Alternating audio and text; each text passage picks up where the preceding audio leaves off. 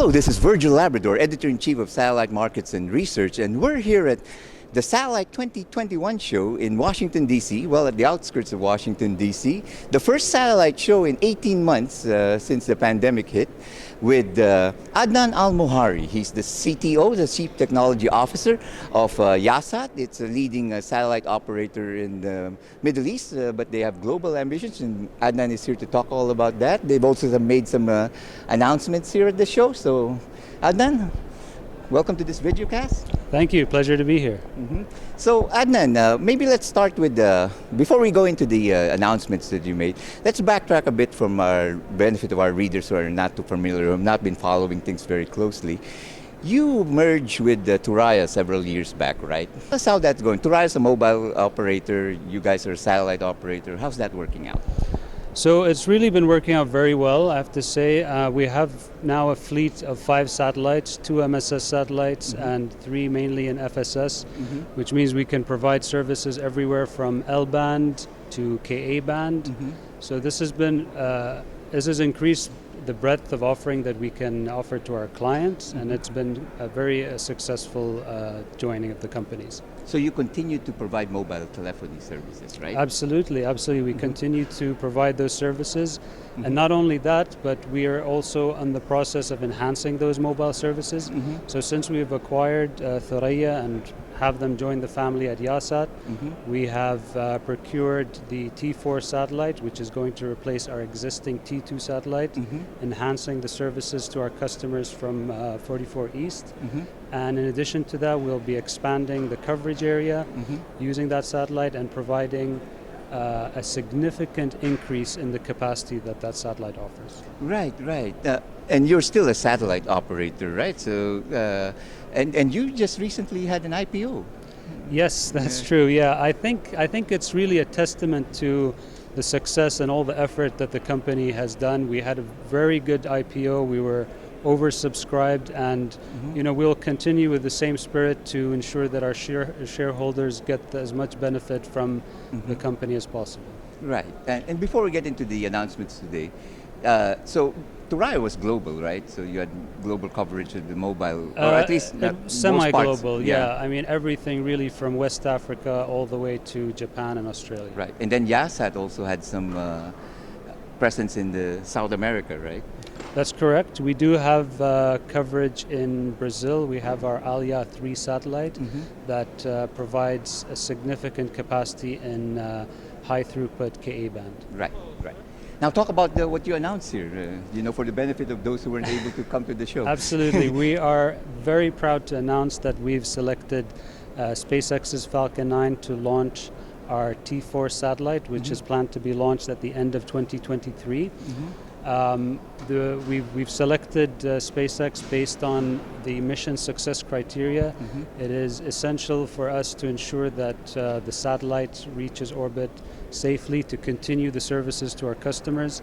And I think certainly for the launch date that we're targeting, SpaceX has proven to have the best track record for Falcon 9 launch vehicles. Right. Now talk about the satellite itself. What are the unique features of this satellite, the coverage? So it's Eurostar Neo. It's manufactured by Airbus. It's going to be a fully electric propulsion satellite. The coverage will serve our existing customers in the coverage area that T2 covers currently. Plus, we'll have an extension of the coverage over South Africa, expanding that coverage. And as I mentioned, it's going to provide an enhanced level of flexibility, and it'll provide an enhanced level of capacity that we can offer our customers, and it will provide an enhanced level of security as well. Right. And for what applications would it be ideal for? So the satellite is suitable for really a huge range of applications in the MSS field. So we are going to continue to support handheld voice services. We are going to continue supporting IP data communications as well.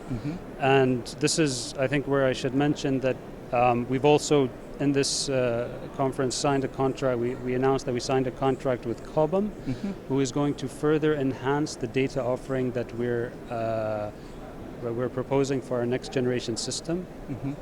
So data services, we will also be supporting IoT services. We're going to be supporting critical communication services for customers. So essentially, you're going to be able to support everything from narrowband to broadband within the MSS field. Right, right. Wow. Well, yeah, you're the CTO of the company. I'm sure you always think about, where the technology is heading and how your company should address those, trends. So, what do you see as the coming trends in our field, in the satellite field? Sure, I think certainly within the satellite domain we see mobility as a very important factor, both in high frequency, so in Ka, Ku band, as well as in the lower frequency bands where we operate, such as L band. And we cater to all those mobility services, whether it's from a very small simple omnidirectional antenna that's lightweight, that can be applied on a very small aircraft, or something that requires very high throughput as well in the Ka band. Right. So I think the technology we're addressing certainly has to address mobility, and we're well positioned to do that. In addition, IoT is a very important part of our roadmap. Right. So our systems will be able to cater to many different applications of the Internet of Things. And especially when it comes to very narrow band, very small, low power consuming devices, we have a lot of exciting technology coming in that area as well. Right, and you're also a provider of broadband services, right? You had the Yahsat service. Is that still going on? And yes, how's absolutely. that going? Yes, we're providing the services through Yahsat, as I mentioned. We have services in the Middle East, in Africa, in Brazil. And we continue to grow that system and provide services to those customers in those areas. It's going very well. But I also want to mention that when we talk about broadband, we also have enhanced the broadband capability in the L band, meaning we are going to be more than doubling the data rates that are possible within L band with our next generation system. So in our new deal with Cobham, in our new partnership, we will be supplying a whole new portfolio of products. So high data rates communications in L band on land terminals, on marine terminals, on aero terminals, fixed wing, rotary wing, as well as UAVs. Right. Now, you said you're already in Africa, of course, the Middle East, Africa, now parts of South America. Any other plans for expansion? Well, we're always planning at Yahsat, so definitely there are plans to expand. I mean, the Thuraya Next Gen satellites are going to expand our coverage, and we're continuing to assess additional markets to expand into as well. Right. Well, you've given us a really good overview of where you're at right now and where the future lies. Anything else you want to add, Ed? No, just thank you. It's been a great conference. It's been great to meet up with all the industry here, and we look forward to the launch of our satellite in 2023. Right, thank you very much. And this is a company that we'll be following very closely, Yahsat. And thank you very much, Adnan Al Muhairi, CTO of Yahsat. And for all the news and information on the global satellite industry, you always have satellite markets and research at www.satellitemarkets.com.